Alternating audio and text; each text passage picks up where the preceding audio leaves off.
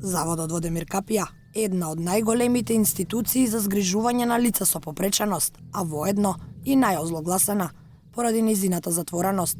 Јавноста досега немаше можност да види дали државата соодветно се грижи за овие лица. Ако сакате во јавноста прашате како државата се грижи на лицата со хендикеп, појдете во Демир Капија ќе ја видите целата реалност. А кога дојдовме во Демир Капија, видовме како државата се грижи за корисниците на услугите кои ги нуди заводот. Снимките кои следуваат не се направени на сцена за хорор филм.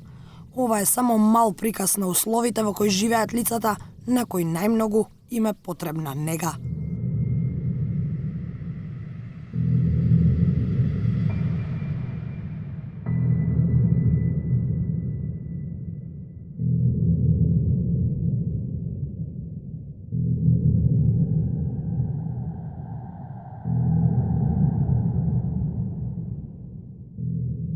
Директорката на заводот ги отвори вратите за нашата камера.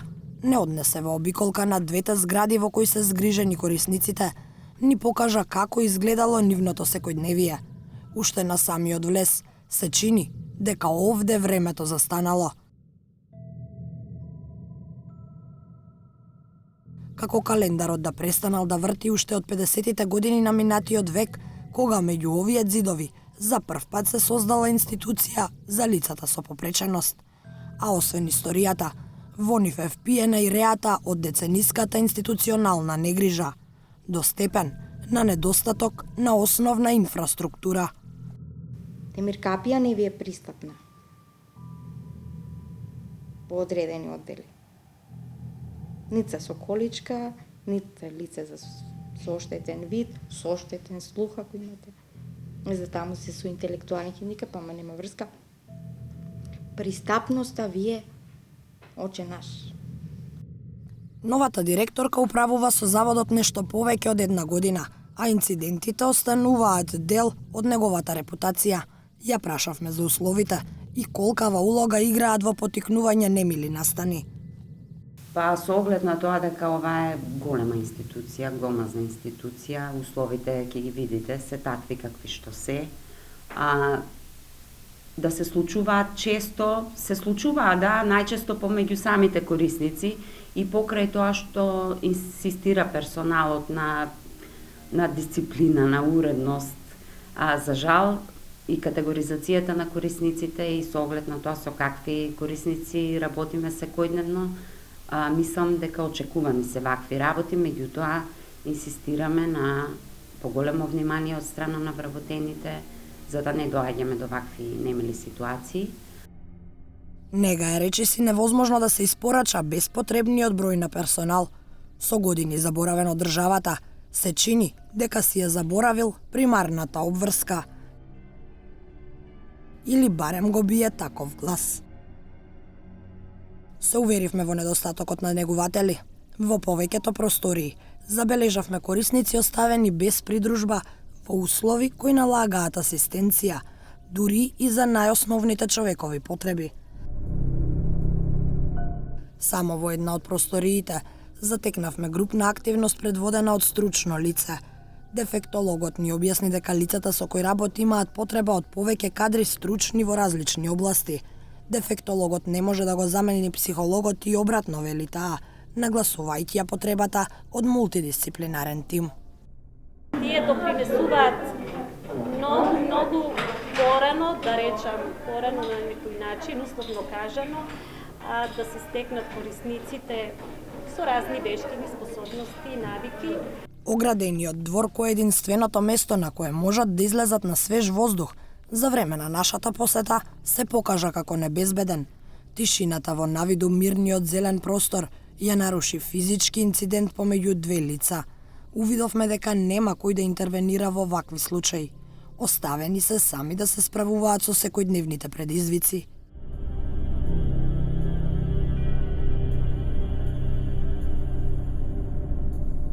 Во обид да се потикне соработка помеѓу корисниците, дел од нив се вклучени во одржувањето на заедничката хигиена. Малкумина водат грижа за алиштата кои завршуваат на еден куп, па речиси никогаш не стигнуваат до вистинскиот корисник, зашто и постојат поплаки од роднините. Ниту храната која е точно одбројана за секој корисник не завршува секогаш во вистинскиот стомак. Во предната зграда на заводот влеговме за време на ручек. Ручекот им беше послужен на сите, но некои сепак останаа гладни. Нема кој да ги спречи корисниците кога си крадат делови од оброците. Малкуте негуватели се резервирани за лицата кои не можат сами да јадат. Директорката не однесе и во останатите одели. Се симнавме низ мрачни запоставени ходници, од каде го преместила до тогашното детско оделение. Дека овде биле сместени деца, подсетуваат единствено цртежите низ студените подрумски простории. Докатот кој сега е пренаменет за нив, дневна светлина конечно продира. Иако недоволни, во просториите има барем некакви помагала или реквизити, но тие се само привид дека постојат услови. Тоа го потврдуваат и засегнатите. За нив сепак е најважна човечката грижа, која пак е одраз на суровоста на системот. Вие може да ја кажете дека не е убава зградата и внатре не ви е изфарбано, меѓутоа односот на луѓето внатре кои што работат кон лицата со хендикеп, без разлика каков вид на хендикеп имаат, треба да биде коректен.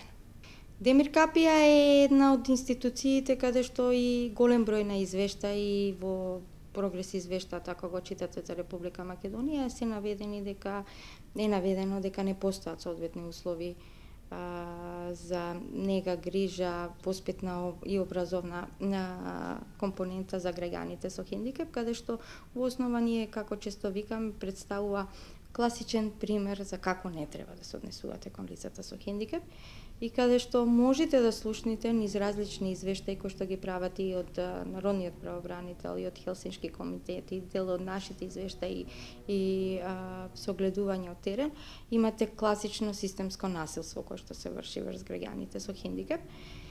И жално е тоа што за овие насилства и овие состојби и катадневните и годишните инциденти кои што се случуваат во таа институција, во основа никој не покренува.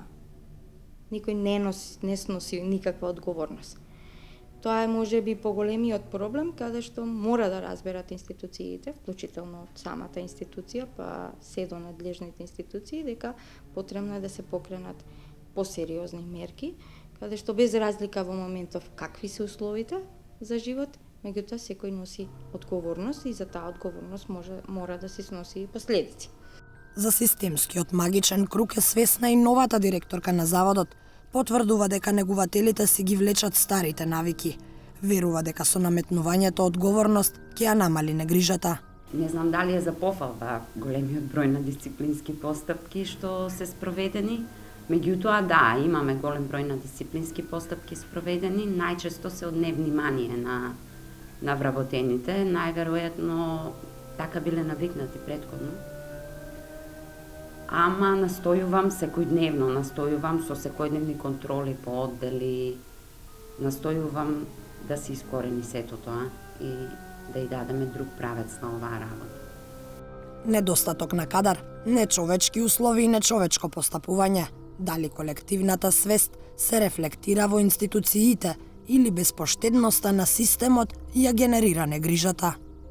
Вака во постечките институции и свесноста која што постои по самите нив за тоа што е лице со хендикеп, представуваат сериозен проблем и представуваат класични примери за системско насилство и криминалот одмраза кој што постои кон нас. Примерите за нечовечко постапување остануваат во меморијата.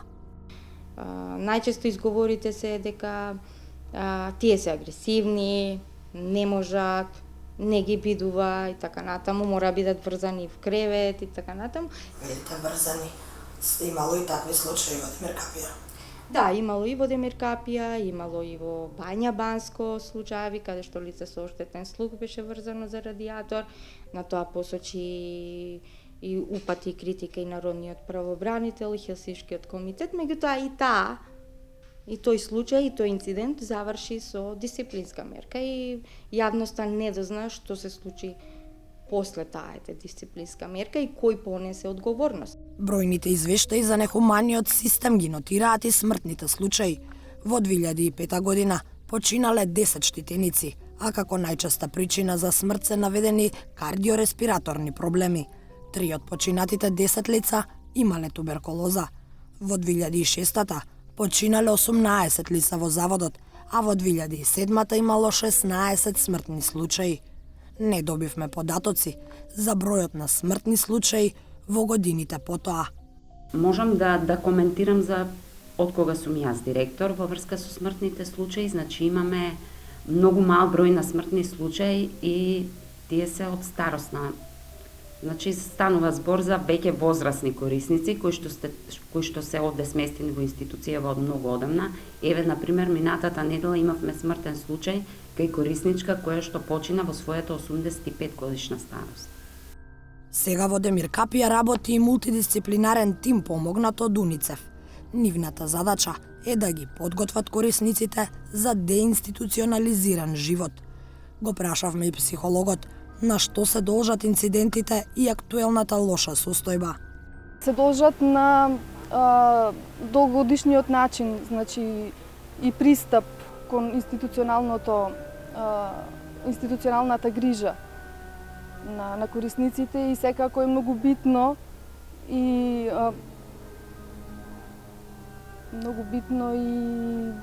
и клучно и зошто се подкрепува процесот како таков, нели, кога во една институција живеат толку многу луѓе на едно место, нели, со самото живење и со самата категорија на корисници произлегуваат и несакани действија кои што се производ на разни причинители, како такви. Значи не секогаш е односот на персоналот кој што работи тука или во било која институција, нели, со самото живење и самите контакти кои што ги имаат корисниците меѓусебно.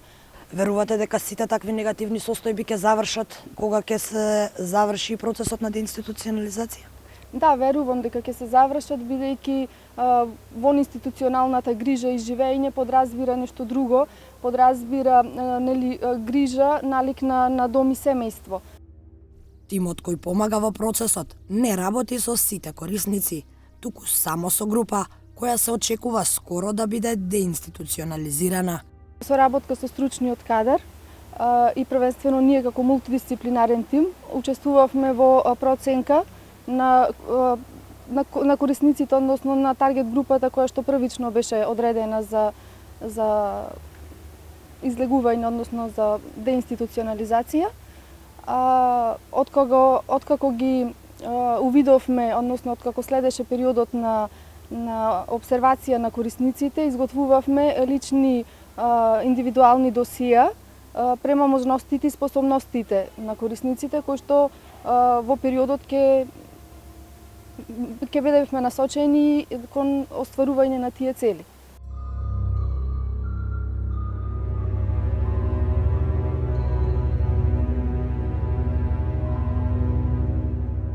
Четири дечиња неодамна се спасени од оваа ужасна средина.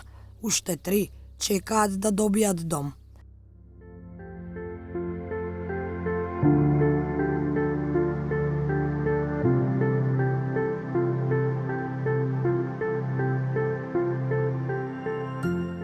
Недалеко од Демир Капија, во малиот дом во Неготино, затекнавме сосема поинаква атмосфера.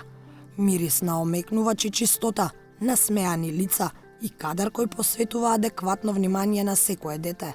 Ништо не подсетува на ужасот во Демир Капија. Зирнеме во кујната. Може, слободно влезете, ова е кујната, каде се спремат оброците за децата. Дали ги задоволувате нивните потреби во однос на храната, што најчесто им готвите? Па вака, значи храната имаме 3 главни оброка и 2 ужини во текот на денот. Им готвиме по изготвено мени за исхрана кој што е од главна сестра и социјален работник изготвено на ниво на... Да поминеме во другите простори. Ова е припатилото дека се одржува личната хигиена на децата во овој малгрупен дом. Многу подобро од состојбата која ја затекнавме во заводот во Демир Капија. Да, очигледно. Ова им е баш како во секој наш дом. Што се случува овде? Зашто ви служи ова направа? Ова направа е дел од направите кои што ги користи физиотерапевтот за физиотерапевски третман. Посебно ова е за вертикализирање на децата кои што имаат потреба за тоа. И ова ни е исто кревет за масажа. Овдека е WC, имаме и некои други справи кои што ги користи физиотерапевтот по препораки на физијатар. Овдека е дневниот престој на децата и сега веќе кога времето е лошо надвор, поголем дел од денот го поминуваме овде. На која возраст се дечињата и какви се реакциите од нивните блиски? Дечињата се на возраст од 7 години, значи 7, 9, 10 и едно дете ни е 15 годишна возраст. Реакциите на нивните најблиски, што мене најмногу ме задоволува, е дека се повеќе од позитивни. Тие се премногу задоволни од тоа каде се сместени нивните деца и јас сметам дека сега им е многу помир на душата со оглед на тоа каде беа сместени. 3 лица се доволни за сите потреби на дечињата. Планот на Министерството за труд и социјална политика е да го затвори заводот и сите негови корисници да ги префрли во слични вакви домови. Дали ова е вистинското решение? И треба да имате систем. Вие убаво кажавте, убава е зградата, убаво мириса, луѓето работа таму и така натаму. Меѓутоа, ако немате систем, што и како ќе го одржувате тој систем, таа куќа да убаво мириса, арејата ќе биде иста Демир Капија после 5 години. Деинституционализација не е, како што и самите кажавте, дислокација од точка А во точка Б. Значи, први мора да имате сервис, мора да ви биде се пристапно и достапно, мора да го воведите системот на поддржано донесување на одлуки, кај што нема да се играте државата со иземањето на деловната способност на врз граѓаните со хендикеп и мора да работите континуирано на промена на јавната свест. И тоа мора да оди во фази. Класичниот пример, кој што, например, 2008 година со вадењето на 5 термина од Демир Капија и кој што првин беа сместени во станови, а потоа државата, пошто престана меѓународните пари, па ги смести во групни домови за стамбени единици за соподдржано донесување на одлука, станаа всушност пример за реинституционализација. Затоа што се заборави измеѓу сервисот, поддршката, работењето со тие луѓе за да бидат што е можно понезависни и така натаму. Што ќе се случува со идните кои ќе доаѓаат во Демир Капија и 10 до 20 години, дали ова ќе биде успешна слика или повторно ќе се вратиме на Демир Капија? Дали нештото ќе биде успешно или не, зависи се од луѓето кои што ќе ги вклучите внатре. Какви луѓе, такви процеси. Со истите луѓе? Немам коментар. Националниот план на хартија е одличен, но забележителни се отстапките од Комитетот за правата на лицата со хендикеп, додава Елена. Вели дека нужна е рехабилитација на образовниот систем, но и дека свеста на досегашните вработени во социјалниот систем е огромен проблем. Во деинституционализираните средини ќе се вработуваат стручни кадри, но ќе останат и лицата кои досега биле дел од системот, а меѓу нив и оние кои постапувале нечовечно. Можат ли обуките да ја променат свеста? Подигнувањето на капацитетот на постоечкиот кадар со кој што располага државава не може да се промени само со обуки, пошто сите тие луѓе поминали низ малку многу обуки и тие знаат што треба да прават. Меѓутоа, потребно е да се воведе еден, како викаме ние, целосна рехабилитација на образовниот кадар, особено во Институтот за дефектологија, Институтот за социјална политика. Дискриминацијата е наголемо присутна во целото општество, а поразителните состојби никој не се обидел да ги промени во изминативе години. Отпорот кој го имало од страна на општеството при селењето на првите корисници Елена го спореди со оној од Тимјаник, што говори дека ништо не е направено за да се подигне колективната свест. Скептицизмот дека истите луѓе ќе се однесуваат поинаку во друга атмосфера е голем. Засегнатите велат дека вработените во социјалниот систем мора да го поминат и филтерот на човечност и грижа за човековите права, а државата мора адекватно да ги плати овие лица. Треба да се направи, да се почне да се работи поактивно на формирање на нови профили. Тие профили ќе мора да ги платите како држава. Значи не може да ги плаќате со 150 евра, 200 евра. Значи, реално тие коштаат. И тоа си е обврска на државата и таа треба да си го плати тоа, за тоа нема што да преговараме. Тие мора да бидат платени, за да можат да работат со нас. А во исто време да ги научите државата ве плајка, ама шеф вие тоа лице. За да биде така мора да го платите. И сега државата издвојува значителна сума за ваквите установи, но во пракса не изгледа така. Пред месец и пол дена нели имаше напис дека информација дека 8 колку литри масло биле украдени од Меркапија. Од самите вработени. Значи многу е тешка ситуацијата, пари велам секогаш Македонија има. И не држат изговорите на државата која ќе рече ние сме сиромашна држава, не можеме да обезбедиме никакви услови за лицата со хендикеп, дека пари има доволно. Меѓутоа министерот за финансии кога ќе го прави буџетот, потребно е секоја една буџетска ставка исто така да ја разгледува од аспект на заедницата со хендикеп. И тогаш ќе се знае кој што, кому, каде, како и така натаму.